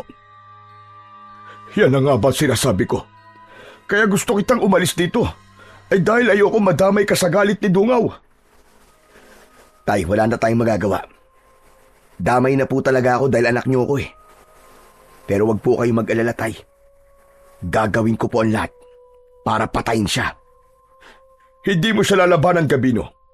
Kung meron man dapat tumarap sa kanya ay ako yun. Tay, hindi mo siya kaya sa kalagayan mo ngayon. Mapapahama ka lang. Gagaling din ako, Gabino. Kaya nga ako ginagamot ni Mang Sandro ay para bumalik ang lakas ko. At kapag nangyari yon, ay saka ko siya haharapin. Sisiguraduhin ko na ako ang papatay sa kanya. Ako ang dapat na gumawa nun. Dahil ako naman talagang dahilan kung bakit siya muling nabuhay. Pero Tay, wala pong kasiguraduhan kung kailan kayo gagaling. Saka nakalimutan niyo na po ba ang sinabi niyo sa akin na kaya niyo ibinigay sa akin ng anting-anting na suot ko ngayon ay para magamit ko to sa pakikipaglaban sa mga aswang? Tay, ito na po siguro ang pagkakataon ko para magamit to. Sandaling natahimik si Mang Arman. Muli itong tumingin sa malayo. Maya-maya ay tumulo ang luha nito na agad naman itong pinunasan gamit ang kamay. Sa totoo lang, anak, ay hiyang-hiya ko talaga sa'yo. Ako sana ang dapat na nagtatanggol sa'yo bilang ako ang iyong ama. Pero kabaligtaran ang nangyayari ngayon. Kung hindi lang sana ako binarang ay matagal ko nang tinapos ang buhay ng Dungaw na yan. Pati sa mga tao rito ay nahihiya na rin ako. Hindi ko na sila matulungan sa problema nila na dati nagagawa ko pa. Siguro ay napakaliit na ng tingin nila sa akin ngayon. Naniniwala po ako na hindi ganyan ang tingin ng mga tao sa inyo, Tay. Ilang taon na rin po kayong tumutulong sa kanila nang walang hinihinging kapalit. Alam kong naiintindihan ng mga tao kung bakit pansamantala ay hindi niyo muna sila matutulungan. Kaya nga po kailangan ko ring mapatay si Dungaw. Baka kapag namatay na siya, ay mawala na rin ang bisa ng barang sa inyo. At kapag nangyari yon, ay lalakas na po ulit kayo at makakabalik na kayo sa mga ginagawa niyo dati bilang tagapagtanggol ng baryong ito. Ewan ko, anak. Minsan ay hindi ko maiwasang manliit, lalo na't biglaan ang nangyaring ito sa akin. Pero sige, hahayaan na kita na manatili rito at subukang patayin si Dungaw. May tiwala ako sa iyo, Gabino, anak. Gusto kong makita ng mga tao rito sa atin na kahit matagal kang nawala, ay kaya mo pa rin maging magiting na antingero, gaya ng ating mga ninuno. Gaya niyo po, Tay. Gaya niyo. Kasama ko po kayo sa magigiting na antingero ng ating lahi. Kahit kailan, ay hindi na yun mabubura sa isip ng mga tao sa lugar natin. Huwag niyo pong kalilimutan yon, Tay. Dahil sa sinabing yon ni Gabino, ay napangiti si Mang Arman. Naluluwang niyakap ni Mang Arman si Gabino. Gumanti naman si Gabino ng isang mahigpit ring yakap dahil nais niyang maiparamdam sa kanyang ama ang lubos niyang pagmamahal para dito. Matapos mag-almusal, ay umalis muna si Gabino para magtungo sa bahay ni Mang Sandro. Nasa labas na siya ng bahay nila nang biglang hinabol siya ni Romar. Tol, sandali! Saan ka pupunta? Kay Mang Sandro, kailangan ko siya makausap tungkol sa nangyari kagabi. Sama ako. O sige, alam ko na maiinip ka lang sa bahay kapag iniwanan kita ron eh. Hindi naman. Ang totoo naaaliw ako sa mga kwento ng tatay mo eh. Kaya lang, hindi pa kasi ako nakakagala rito kaya naisipan kong lumabas. Tara na. Nagsimula na maglakad ang dalawa. Sa kanilang paglalakad, ay biglang huminto si Romar. Yung pala, ay may nakita itong isang magandang dalaga na nagwawalis sa harapan ng isang kubo Pre. Ikaw na lang pala muna ang pumunta sa bahay ni Mang Sandro. Ayoko nang sumama sa inyo. Parang ang sakit ng binti ko eh. Oo na. Alam ko naman ang dahilan kung bakit ayaw mo sumami. Sige na, mauuna na ako. Galingan mo ha. Iniwanan na ni Gavino si Romar. Mahina pa siyang natawa dahil alam niya na mas lumilinaw ang mata ni Romar kapag nakakakita ito ng isang magandang babae. Pagdating naman ni Gavino sa bahay ni Mang Sandro ay naubutan niya ang matandang lalaki na nagkakape sa labas ng bahay nito. Oh, ang aga mo naman yata bumisita rito, Gavino.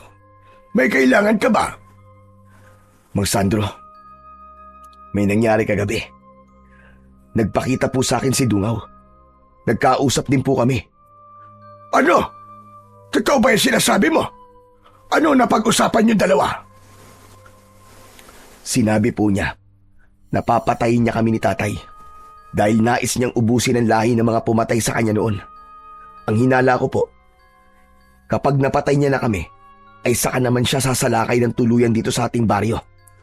Alam niya kasi na kapag wala na kami ni tatay, ay wala nang makikipaglaban sa kanya at magtatanggol sa baryo. Nakita mo na? Hindi ba't tama ang lahat ng sinabi ko sa'yo? Naniniwala naman po ako sa mga sinabi niyo, Mang Sandro eh. Pero may isang bagay lang po sana akong gustong kumpirmahin. Kapag po ba napatay ko si Dungaw, ay babalik na po si tatay sa dati? Mawawalan na po ba ng bisa ang barang sa kanya? Oo, gagaling ang tatay mo sa sandaling mamatay si Dungaw. Isa yun sa paraan para mawala ang barang ni Dungaw kay Arman. Kung ganun man, Sandro, kailangan ko pong mapatay si Dungaw sa lalong madaling panahon. Hindi ko na po kayang makitang nahihirapan si tatay. Masama mang pakinggan, pero natatakot po ako na kapag tumagal pa si tatay sa ganung kalagayan, ay tuluyan na po siyang mawawala sa akin. Ayoko pong humantungan lahat sa ganun, lalo na't nagkaayos na po kami ni tatay. Maganda ang hangarin mo, Gavino. Kaya sigurado ko na magtatagumpay ka. Pero, paano mo papatahin si Dungaw? Ipapaalala ko lang sa'yo na hindi siya pangkaraniwang aswang. Isa siyang hanagob. Sa totoo lang po, Mang Sandro, ay hindi ko pa rin po alam ang gagawin. At hindi rin po ako sigurado kung kaya ko ba siyang patayin. Pero desperado na po akong iligtas ang buhay ni tatay. Ito po ang paraan ko para makabawi sa ilang taon na tiniis ko siyang hindi dalawin. Kung kailangan mo ng aking tulong, ay magsabi ka lang. Tandaan mo, nakakampi niyo ko ni Arman sa laban niyong ito. Maraming salamat po sa inyo. Gusto ko po sanang malaman kung saan nagtatago si Dungaw. Baka alam niyo po. Base sa mga narinig ko, sa mga taong nakakita kay Dungaw, ay nakita nila itong pumasok sa isang kuweba na malapit sa isang puno ng balete doon sa may gubat. Maaaring ang kuwebang yun ang ginagawang tirahan ni Dungaw. Salamat po sa impormasyon na yan, Sandro. Sige ho, mauuna na po ako. Mag-iingat ka, Gavino. Sana'y magtagumpay ka sa pagpatay mo kay Dungaw. Pagpalain ka nawa ng dakilang lumika. Muling nagpasalamat si Gavino kay Mang Sandro bago siya tuluyang umalis. Pagdating niya sa kanilang bahay, ay sumalubong sa kanya ang impit na pagdaing ni Mang Arman mula sa kwarto nito. Nagmamadaling pinuntahan ni Gavino ang kanyang ama at nakita niya itong nakahiga sa sahig habang namimilipit sa sakit. Nag-aalalang nilapitan ni Gavino si Mang Arman. Tay, ano po nangyayari sa inyo? Ano po masakit sa inyo, Tay? Napakasakit na tiyan ko, anak. Hindi ko na kaya. Pakiramdam ko ay mamamatay na ako. Sandali lang po, tatawagin ko lang po si Man Sandro. Ngunit hindi pa man nakakatayo si Gavino nang biglang sumuka ng itim na likido si Mang Arman. Labis silang nagimbal dahil may kasamang mga uod at iba't ibang uri ng insekto ang likidong yon na lumabas sa kanyang bibig. Matapos sumuka, ay bigla na lamang nawalan ng ulirat si Mang Arman. Sandaling iniwanan ni Gavino si Mang Arman at bumalik siya sa bahay ni Mang Sandro. Sinabi niya sa matandang lalaki ang nangyari at kasama niya itong binalikan si Mang Arman. Wala pa ring malay si Mang Arman nang dumating sila. Inihiga ito ni Gavino sa kama. Inilapat ni Mang Sandro ang palad nito sa tiyan ni Mang Arman at napailing ang matandang albularyo. Bakit po kayo umiiling? Kumusta na po si tatay? Nawalan siya ng malay dahil sa labis na pananakit ng kanyang tiyan. Ngunit ito ay hindi normal na sakit ng tiyan, Gavino. Dulot ito ng pambabarang sa kanya. Kailangan kong maging tapat sa'yo. May posibilidad na tuluyan ang mamatay ang tatay mo kapag tumagal pa siya sa ganitong sitwasyon. Kung ganun po, Mang Sandro, kailangan ko nang mapatay si Dungaw. Ganun na nga. Yun lamang ang tanging paraan para matapos na ang paghihirap ni Arman. Sa tingin ko, ay mas tumitindi ang pambabarang sa kanya ni Dungaw. Kaya wala nang silbi ang panggagamot ko sa iyong ama. Maging ako ay awang-awa na sa tatay mo. Hindi niya dapat nararanasan ng ganitong klase ng pagpapahirap. Lalo na't wala naman siyang ginawang masama sa mga tao rito sa ating lugar. Nang sandaling yon ay mas lalong sumidi ang kagustuhan ng binatang si Gavino na patayin si Dungaw upang iligtas ang buhay ng kanyang ama. Bago sumapit ang dilim, ay dinasalan at inorasyonan ni Gavino ang anting-anting na ibinigay sa kanya noon ng kanyang ama na si Mang Arman. Siniguro niya na sa pagkakataon na yon ay mas magiging makapangyarihan ang kanyang anting-anting. Matapos yon ay pinuntahan ni Gavino ang kanyang amang wala pa ring ulirat. Nakahiga yon sa papag nito. Lumapit si Gavino at hinawakan ang kamay ng kanyang ama. Tay, patawarin niyo ako kung iniwan ko kayo noon. Sana ay wag po kayong bibitiw. Hayaan niyo po akong bumawi sa inyo sa pamamagitan ng pagliligtas ko sa inyo. Nangangako po ako na papatayin ko ang halimaw na si Dungaw dahil yun lamang ang paraan para mawalan ng bisa ang pagbarang niya sa inyo. Sa pagkakataon na yon ay dumating na si Romar. May malaki itong ngiti sa labi na agad na nawala pagkakita nito sa kalagayan ni Mang Arman. Uy! Ano nangyari kay Mang Arman, pare? Ano nangyari sa kanya? Bigla na lang siya nagsuka kanina kasi masakit ang tiyan niya. Tapos, ayan, bigla na lang siya nawala ng malay. Kumusta na siya? Ayos lang ba siya? Hindi kaya dapat dali na natin siya sa ospital? Walang magagawa ang mga doktor, Romar, para tulungan ang tatay ko. Sa ngayon, ay ako lang ang makakatulong sa kanya para maalis siya sa bingit ng kamatayan. Ang sabi ni Mang Sandro, kailangan kong patayin kagad si Dungaw para mawala na ang barang kay tatay. Ibig mo ba sabihin, haharapin mo na si Dungaw ngayon? Oo, Romar. Yun na lang ang natitirang paraan. At mamayang gabi ko pupuntahan si Dungaw sa lungga niya sa gubat. Baka kasi kapag hindi ko kagad siya napatay, ay si tatay ang mawala sa akin. At ayokong mangyari yun. Lalo na't ngayon na lang ulit kami nagkasama ng tatay ko. Sigurado ka na ba sa gagawin mong yan, pare? Oo, Romar. Sigurado na ako. Pare, baka meron akong maitutulong. Magsabi ka lang. Bantayan mo na lang si tatay habang nakikipaglaban ako kay Dungaw. Saka ipagdasal mo na mapatay ko ang aswang na yun. Walang problema, pare. Basta bumalik ka rito ng buhay, ha? Hindi pwedeng hindi. Pag namatay ka, papatayin kita. Loko. Basta, gagawin ko ang lahat para manalo, pare. Kahit hindi sigurado si Gavino sa maaaring mangyari sa kanya sa sandaling makaharap niya si Dungaw, ay desidido na siyang ituloy ang planong patay nito. Gagawin niya ang lahat para mailigtas lamang ang kanyang ama na nanganganib ang buhay ng sandaling yun. Kinagabihan ay naghanda na ang binatang si Gavino sa pagtungo sa pinagtataguan ni Dungaw sa gubat. Kinuha niya ang bagong hasa na itak at hindi niya kinilimutang isuot ang kanyang anting-anting. Romar, ikaw na munang bahala kay tataya. Bantayan mo siyang maigi.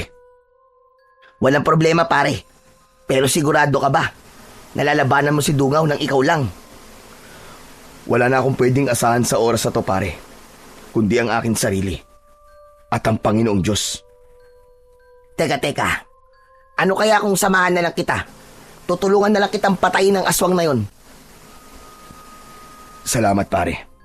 Pero hindi na kailangan. Dito ka na lang at samahan mo si tatay. Mas kailangan ka dito, pare. Okay, sige. Ikaw ang bahala. Basta, mag-iingat ka. Ipagdadasal ko rin na sana ay makauwi ka rito ng buhay. Marang tumango si Gavino at saka siya umalis ng kanilang bahay. Tinahak ni Gavino ang papunta sa gubat habang may bitbit na lampara na siyang kanyang tanglaw sa kanyang dinadaanan. Noong bata pa siya ay madalas silang maglaro sa gubat, kaya kahit paano ay natatandaan pa rin niya kung nasaan ang kuwebang sinabi sa kanya ng matandang albularyo. Magandang araw po sa inyong lahat. Ang kwentong inyong mapapakinggan ay tungkol sa binatang si Gavino na piniling lisanin ang kanilang baryo at talikuran ang pagiging antingero para sa mas tahimik na buhay sa Maynila.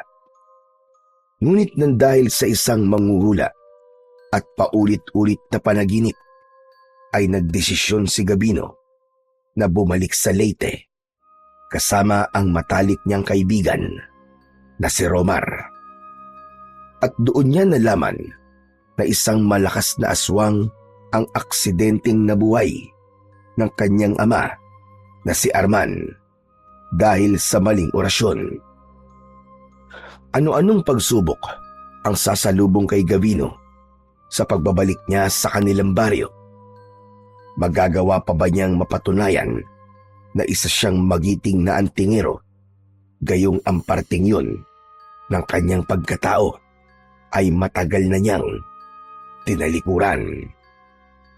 Ngunit bago po ang lahat, mga idol, huwag po nating kakalimutang mag-subscribe at i-hit ang notification bell sa aking YouTube channel na The Voice Addict at Apong Isaak para sa mas marami pang makapigil hininga na kwentong aswang at katatakutan mula sa mundo ng kababalaghan. Umpisahan na po natin ang kwento. Hoy, pare. Ano ba? Walang iya. Bakit kanina ka pa dyan sa harap ng salamin? Kahit na anong ayos mo dyan sa buhok mo, hindi ka na magiging kasing gwapo ko. Sandali lang naman. Sinisiguro ko lang naman na mapapatingin ng lahat ng babae sa akin sa pagpunta natin sa mall. Sos, sa akin pa rin titingin ng mga babae kahit anong pagpapapogi na gawin mo. Joke lang. Alam ko namang mas gwapo ka sa akin . Pero bilisan mo na nga at magsasarado ng mall. 2 oras na lang ang meron tayo. Sayang naman yung sale ngayon. Mahaba pa ang 2 oras. Saka, hindi naman malayo dito ang mall, no? Tsaka tapos na ako. Kaya wag ka nang magalit. Tara na. Ay, sandali lang pala. May isusuot pa pala ako. Alin? Yung anting-anting mo? Ano pa ba? Alam mo namang hindi ako pwedeng lumabas nang hindi ko yung suot, no? Mula sa drawer na nasa ilalim ng salamin ay kinuha ng binatang si Gabino ang isang kwintas na may palawit na gawa sa tanso. Hugis tatsulok yun na may mga nakaukit na simbolo. Isinabit niya yon sa kanyang leeg at saka siya umusal ng tahimik na orasyon. Alam mo, Gabino, minsan naiisip ko na isa kang mangkukulam dahil sa anting-anting mo na yan. Baka mamaya niyan dinadasalan mo na ako Sira ulo. Porke ba may anting-anting mangkukulam na kagad? Palibasa dito ka sa Maynila lumaki, kaya iniisip mo sa may mga ganito ay mangkukulam. Proteksyon lang to sa masasamang bagay sa paligid. Oo na. Masyado nang humahaba ang usapan natin. Tara na, umalis na tayo. At nasasayang lang ang oras. Natatawang lumabas si Gavino ng apartment na inuupahan nila ni Romar. Isinarado ni Romar ang pinto at agad nilang pinara ang isang tricycle. Nagpahatid sila sa mall na hindi naman kalayuan mula sa kanilang apartment. 5 taon nang naninirahan si Gavino sa syudad. 5 taon na rin ang nakakalipas nang piliin niyang umalis sa maliit nilang baryo sa Leyte. Sa lugar nila ay kilalang antingero si Gavino. Ang tatay niya ang nagturo sa kanya sa paggamit ng iba't ibang anting-anting, agimat at mutya. Nais ng tatay ni Gavino na sundan niya ang yapak nito. Nung una ay pinagbigyan niya ang kanyang ama. Pero iba talaga ang nais niyang gawin. Gusto ni Gavino na mamuhay ng normal. Kaya umalis siya sa baryo nila at nakipagsapalaran sa syudad. Sa syudad ay nakapasok si Gavino sa isang call center company at doon niya nakilala ang kaibigan niya na si Romar. Nang makarating sina Gavino at Romar sa mall, ay agad silang bumili ng mga nakasale na damit. Mas maraming binili si Romar, kaya nang lumabas sila ng mall, ay mas maraming bitbit na paper bag si Romar. Hindi na ako makapaghintay na masuot lahat ng mga sapatos na binili ko, pare. Lahat kasi magaganda tapos napakamura pa. Mura nga, pero marami ka naman binili, kaya magastos pa rin. Hindi ko nga alam kung bakit 4 na pares ng sapatos ang binili mo Ano bang tingin mo sa sarili mo, octopus? Kapag inggit, pikit na lang kasi, wag nang maraming sinasabi. Hoy, hindi ako naiinggit sa'yo, no? Okay na ako sa 2 sapatos ko. Saka alam mo naman na nagtitipid ako kasi kailangan ko magpadala ng pera sa amin kada buwan, di ba? Wala namang masama na i-treat mo ang sarili mo kahit paminsan-minsan, pare. Pinaghirapan mo naman ng perang kinikita mo Sa'yo kasi, hindi paminsan-minsan. Ginagawa mong buwan-buwan. Oo nga pala, bukas, kailangan ko pala magpadala ng pera sa amin. Pare, napansin ko lang, panay ka padala sa inyo, pero hindi ko pa nakikitang umuuwi ka sa Leyte. Bakit ba parang ayaw mo yatang umuwi sa inyo? Hindi ba simula nang pumunta ka rito sa Maynila hindi ka pa umuuwi sa inyo kahit 1 beses? Ayokong umuwi ron. Kasi baka hindi na ako paalisin ng tatay ko. Pero sige, sasabihin ko na sa iyo ang dahilan pero huwag kang tatawa o mawiwirduhan Hindi, promise. Ano ba yun? Ganito kasi yan, makinig kang mabuti. Ang tatay ko kasi ay isang kilalang antingero sa aming baryo. Ano? Antingero? Ibig sabihin malawak ang kaalaman niya sa paggamit ng mga anting-anting? Tama ka, Romar. Ganun nga. Binatilyo pa lamang ako nang simulan na akong turuan ng tatay ko sa paggamit ng mga anting-anting. Ang totoo nga niyan nakilala na ako sa aming baryo bilang mahusay na antingero. Sa maniwala ka man o sa hindi, naggagamot na ako sa amin gamit ang mga agimat. Wow! Parang si Mang Kepring lang pala ang peg mo, Gabino ah. Hindi ba ang sabi ko sa'yo ay wag mo akong tatawanan? Ayoko na nga magkwento sa'yo. Pambira ka talagang tao ka, oh. Ito naman, masyado naman tampururot. Ituloy mo lang ang kwento mo pare, sige na. Hindi na ako tatawa. Siguraduhin mong di ka natatawa, ha? Dahil di na ako magkikwento sa'yo kahit kailan. Hindi talaga, promise. So ayun na nga. Kahit kilala na ako sa baryo namin bilang isang magaling na antingero, parang hindi pa rin ako masaya. Parang may hinahanap pa rin ako eh. Hanggang sa dumating sa punto na napagod. Kasi araw-araw may mga taong lumalapit sa akin para humingi ng tulong sa iba't ibang bagay. Gaya ng ano? Lumalapit sila kapag meron silang kakaibang sakit. O hindi kaya may gumagambala sa kanilang lamang lupa at espiritu. May isang beses pa nga na gusto nilang makipaglaban ako sa mga aswang. Alam mo kasi, may mga agimat na pwede kong gamitin sa pakikipaglaban sa mga aswang. Uy, ang astig naman pala ng ginagawa mo sa inyo, tol. Kung ako may ganyang kakayahan, hindi ako aalis sa baryo nyo. Ang sarap siguro sa pakiramdam na maraming humahanga sa'yo. Panigurado na marami ring mga chika bebe ang nagkakandara pa sa'yo, no? Hindi rin. Kapag ikaw ang nasa posisyon ko nun, ay baka parehas lang tayo ng ginawa. Napagod na ako talaga ng sobra nun. Kaya naman, nagdesisyon na akong umalis at magpakalayo-layo. Kaya nagpunta ako rito sa Maynila.